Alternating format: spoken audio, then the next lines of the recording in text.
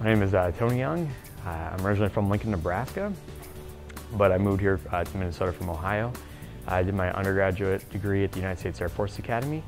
So I was in the Air Force, and I was previously stationed in Ohio before I left the military to come get my PhD here at the University of Minnesota.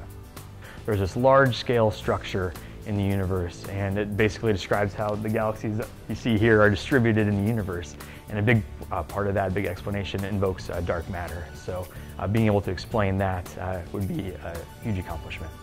We have research here at the University of Minnesota that is going into detecting exactly what dark matter may be in the particle sense. My work has to do more with how it's distributed out in space in galaxies and in clusters of galaxies. So I'm pretty excited about it. One of the main reasons I came to the University of Minnesota was to be able to work on this specific research. It really interested me. I know that a huge part of the astrophysics program here and the physics program is doing a scientific outreach, educational outreach, usually to youth in the area. We do a variety of events. In astrophysics, we generally prepare some kind of presentation and then set up telescopes, because who doesn't like looking through telescopes at things at night? So we generally do that. It's one of our big ones during the summer. We actually go to state parks around the area and set up telescopes, and anyone that's staying at the state park or wants to come visit, we have a variety of objects we look at, from planets to stars, and it's usually pretty popular. I mentioned I went to the Air Force Academy, and recently I was able to volunteer to be part of an interview panel for Congresswoman Betty McCollum for their selection process for future candidates to go to the Air Force Academy. So that was a big volunteer opportunity that I had recently.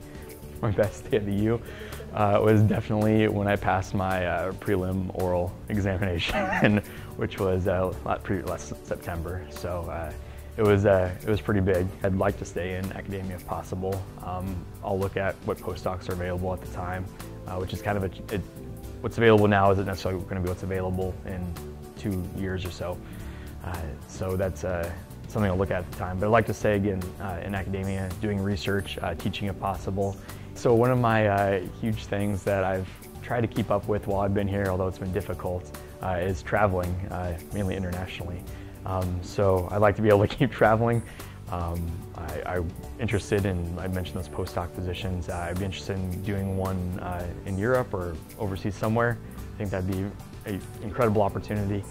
But continued traveling would be something I want to do in the future.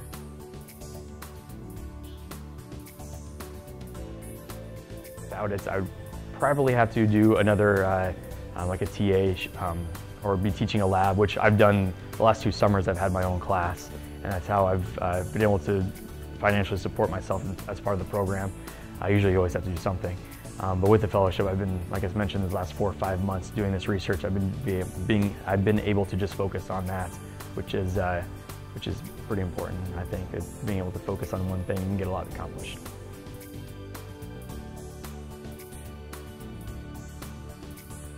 I think that would be amazing if I could.